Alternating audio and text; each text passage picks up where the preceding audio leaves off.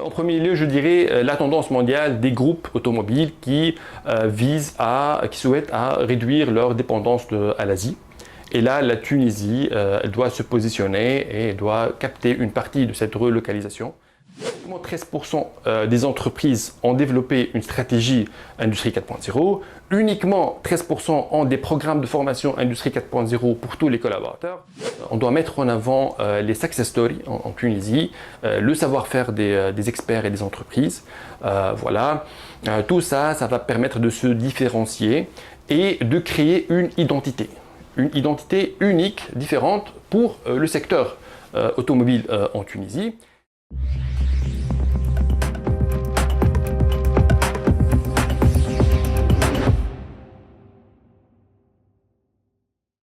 Mohamed Driss Bejama, senior manager c'est chez EY Tunisie en business consulting, en charge de l'offre supply chain et industrie 4.0. J'ai 16 années d'expérience, dont une dizaine dans l'industrie des gaz et l'industrie automobile, et 6 années dans le secteur du conseil. Alors, EY Tunisie, c'est une filiale du réseau international Ernst & Young. Nous sommes un cabinet leader des services de l'audit, du conseil, de fiscalité et de transactions. Nous sommes présents sur le marché local, sur l'Afrique francophone, aussi sur la région de MENA, mais aussi sur d'autres régions comme l'Europe à travers la collaboration avec nos collaborateurs sur les bureaux locaux. On est environ 1000 collaborateurs et nous avons un ensemble de solutions, ce qu'on appelle chez nous des field of play, qui nous permettent d'accompagner nos clients dans leur transformation, dans la performance de leurs activités, dans un environnement en constante évolution. Alors, c'est un pacte sectoriel. C'est un nouveau mode opératoire pour relancer le secteur automobile en Tunisie. C'est le fruit de concertations et de propositions convenues entre les différentes parties prenantes du secteur public, du secteur privé. Donc c'est un pacte qui vise à réaliser un certain nombre d'objectifs, principalement le développement des exportations. On souhaite aller à 13,5 milliards de dinars en 2027 par exemple, augmentation des investissements, augmentation aussi des emplois, plus 60 000 emplois en 2027. On vise aussi l'amélioration du taux d'intégration pour atteindre les 48% et aussi le taux d'encadrement. Donc tout ça, pour réaliser tout ça, il y a eu 31 mesures ont été identifiées par les parties prenantes et qui ont été structurées autour de 5 axes. Le premier axe concerne l'infrastructure, c'est lié principalement à l'infrastructure logistique, l'amélioration des ports, la construction du port en eau profonde, tout ce qui est pré-aménagement de sites pour recevoir de nouveaux équipementiers, tout ce qui est aménagement de zones industrielles selon les standards internationaux. Voilà. Il y a le deuxième axe qui concerne le cadre réglementaire, et ça c'est des mesures principalement en relation avec le développement des offres pays. La facilitation de tout ce qui est procédures douanières, de procédures administratives, l'incitation à l'investissement. Il y en a aussi d'autres mesures par rapport à la réforme, par exemple, des lois de l'exploitation des déchets ou tout ce qui est en relation avec l'investissement à l'étranger.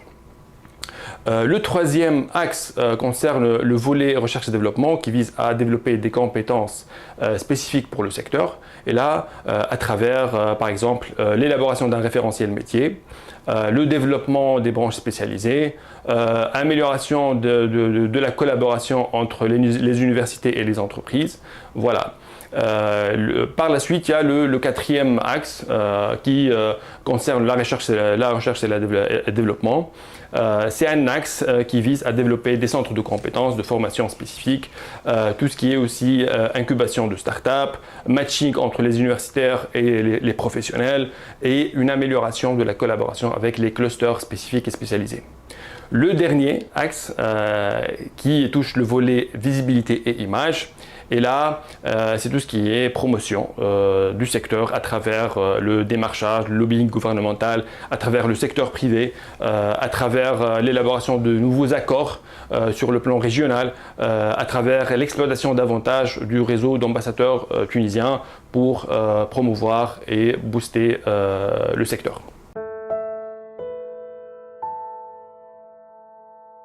Depuis, il y a une gouvernance qui a été mise en place pour passer à la mise en œuvre des mesures et la concrétisation des mesures. Cette gouvernance, elle est constituée de 6 comités. Un comité de pilotage, dont l'objectif qui a comme responsabilité de faire le suivi, de prendre des décisions et des arbitrages, et par la suite 5 comités techniques qui sont relatifs aux axes prédéfinis dans le pacte automobile. Donc ces comités sont en train de travailler, de se réunir périodiquement pour faire l'état d'avancement des mesures d'une part, et par la suite il y a un plan d'action détaillé qui a été mis en place avec des responsabilités et des délais bien définis pour pouvoir mesurer l'avancement. Je vais citer à titre d'exemple quelques mesures qui avancent. Voilà, donc par exemple sur le volet infrastructure, il y a des sites qui ont été identifiés et qui sont conformes par rapport aux attentes des acteurs de l'automobile pour recevoir de nouveaux équipementiers. Sur le volet cadre réglementaire, il y a une task force qui a été mise en place pour travailler sur les offres pays. On parle de 3 offres pays, une offre véhicule électrique, une offre équipementier et une offre mobilité connectée. Voilà. Sur le volet par exemple emploi et formation, on avance sur l'élaboration du référentiel métier à travers des réunions pour validation de la méthodologie, la cartographie des métiers et tout. Sinon concernant le volet R&D, il y a en cours maintenant une incubation d'une dizaine de startups dans le cadre du projet S-Drive. Et au final, concernant le comité visibilité et image, il y a eu un recensement par exemple des accords qui existent et des accords potentiels. Il y a eu une définition des besoins du secteur privé par rapport au protocole d'accord avec l'Algérie et un dashboard sectuel a été développé en collaboration avec l'API.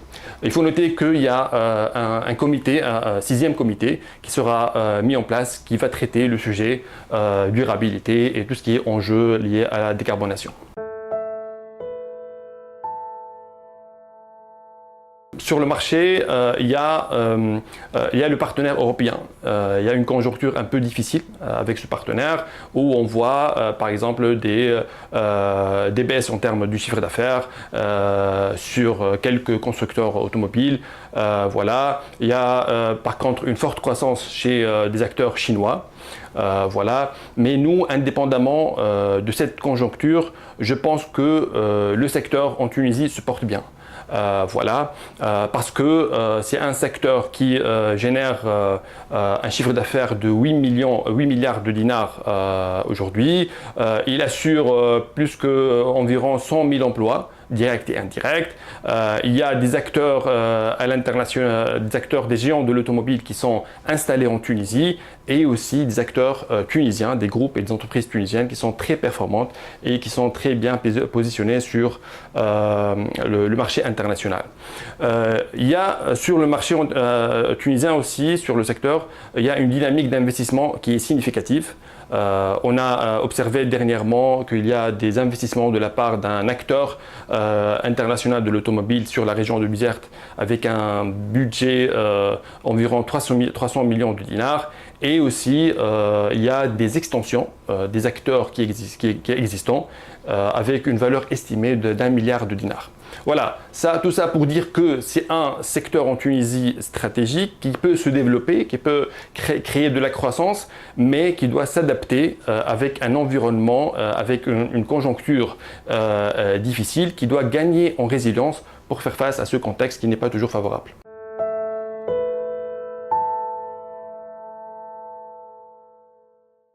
En termes de force, je dirais en premier lieu, c'est le capital humain.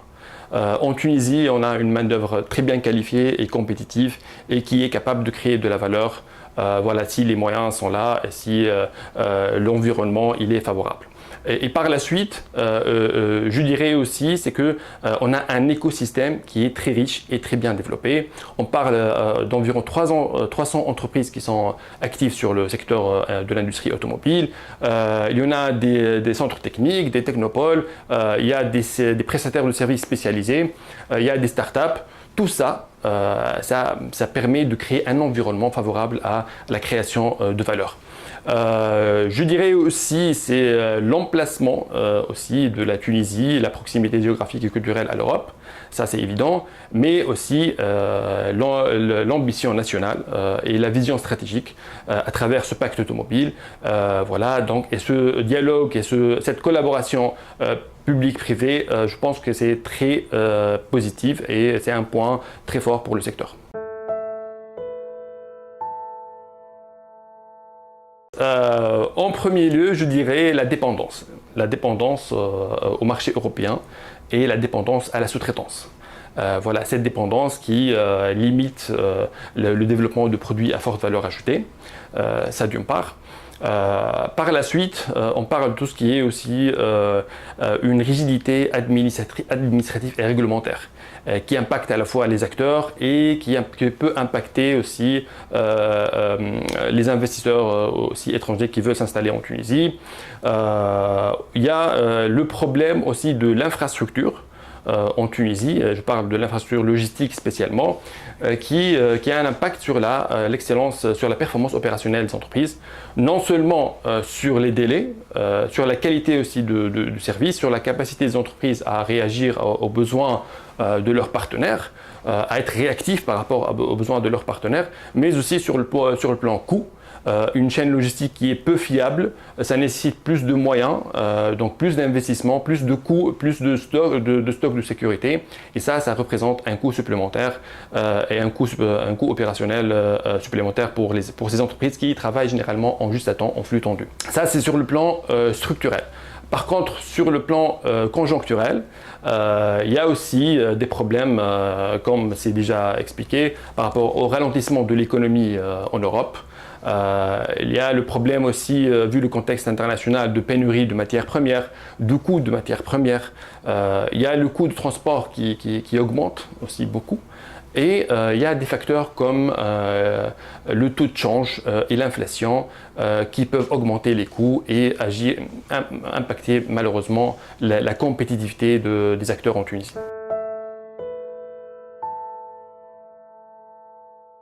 En premier lieu, je dirais la tendance mondiale des groupes automobiles qui souhaitent réduire leur dépendance à l'Asie. Et là, la Tunisie doit se positionner et doit capter une partie de cette relocalisation pour en profiter. Le deuxième point, je dirais, la stratégie de diversification. Donc, ces acteurs doivent développer une stratégie de diversification produit, diversification marché pour réduire un peu les risques de la dépendance. On peut parler aussi de la coopération inter-acteurs ici en Tunisie, entre les entreprises du secteur en Tunisie. Cette coopération peut améliorer le taux d'intégration de la chaîne de valeur, d'une part, mais aussi peut aider les entreprises à réaliser des économies d'échelle à travers des stratégies de mutualisation.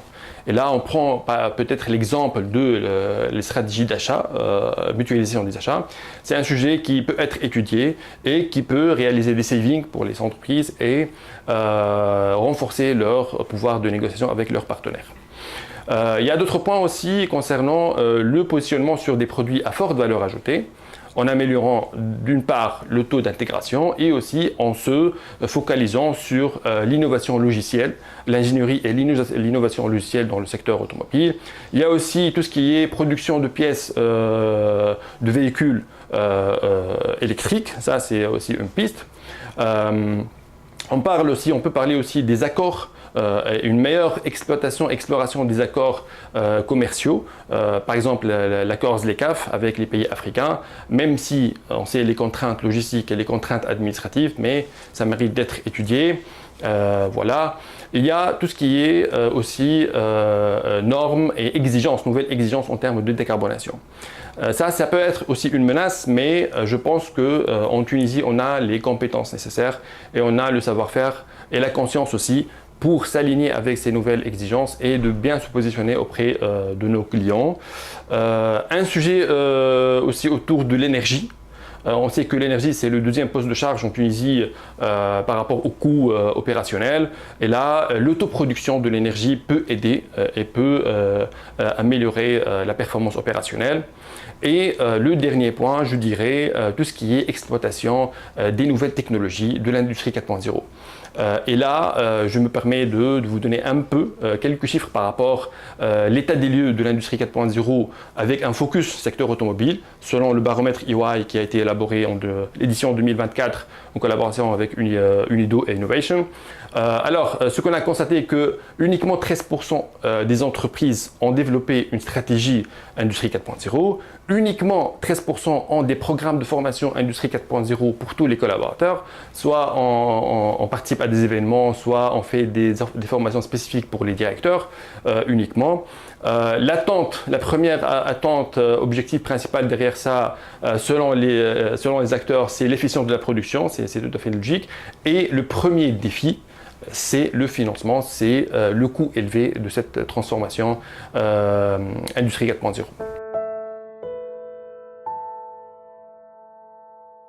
En termes de menaces, alors il y a la tension actuelle, je pense géopolitique, et spécialement ce qui se passe en termes de guerre commerciale entre les États-Unis et l'Europe. Cette guerre commerciale peut impacter, peut ralentir davantage l'économie européenne et par la suite nous impacter, nous, sur le plan secteur automobile en Tunisie. Ça d'une part. Il y a la concurrence. Il y a la concurrence régionale. On parle du Maroc qui s'est bien positionné auprès de constructeurs français comme Renault et PSA. Par la suite, il y a la fuite des cerveaux. Et là, ça engendre un manque en termes de compétences, surtout pour des skills pointus nécessaires pour la R&D, pour l'innovation. Et voilà, et par la suite, le fait de ne pas s'aligner avec les nouvelles exigences ou les nouvelles tendances en termes de technologie, ça, on risque de passer à côté et de ne pas être à la page et être performant face à une concurrence très forte.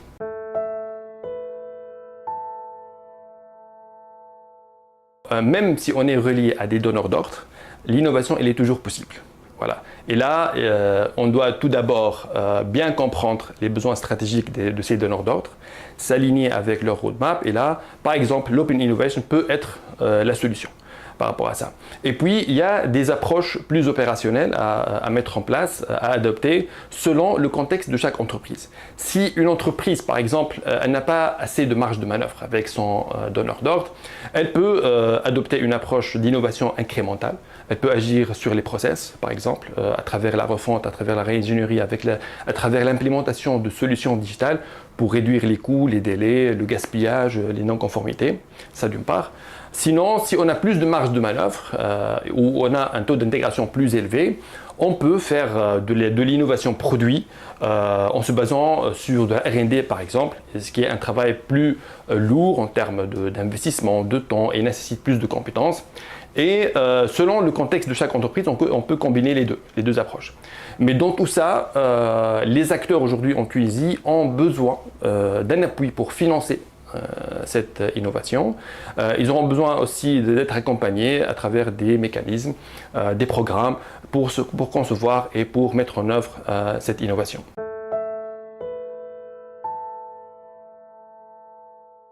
Et je dirais un brand secteur. Je dirais un brand secteur.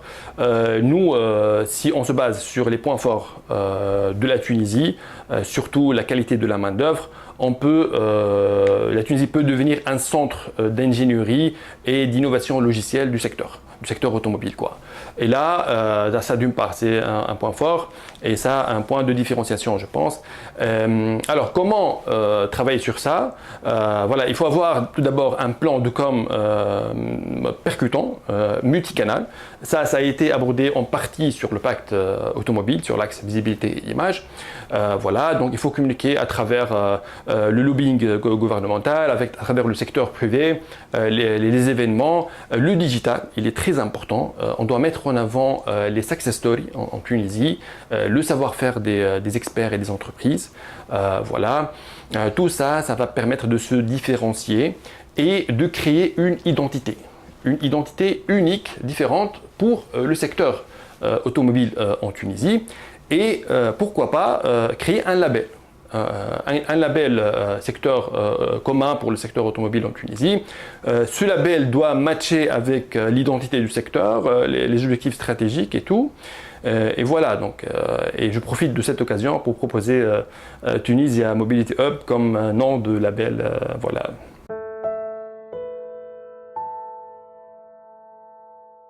Le premier point, c'est l'amélioration de la gestion des flux au niveau des ports.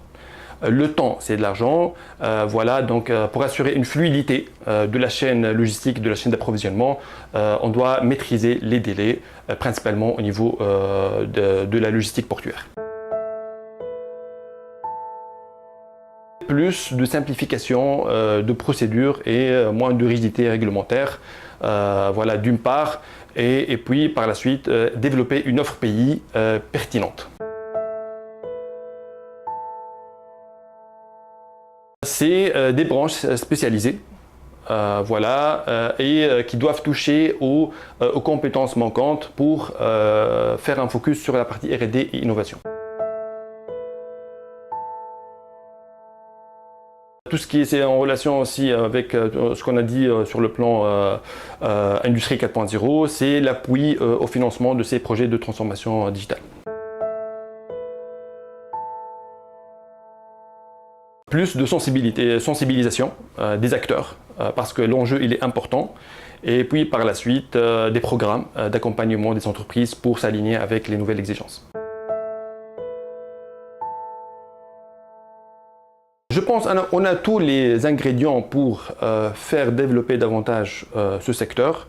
On continue à bien collaborer, les différentes parties prenantes du secteur public et privé. Je pense que c'est la bonne voie à suivre.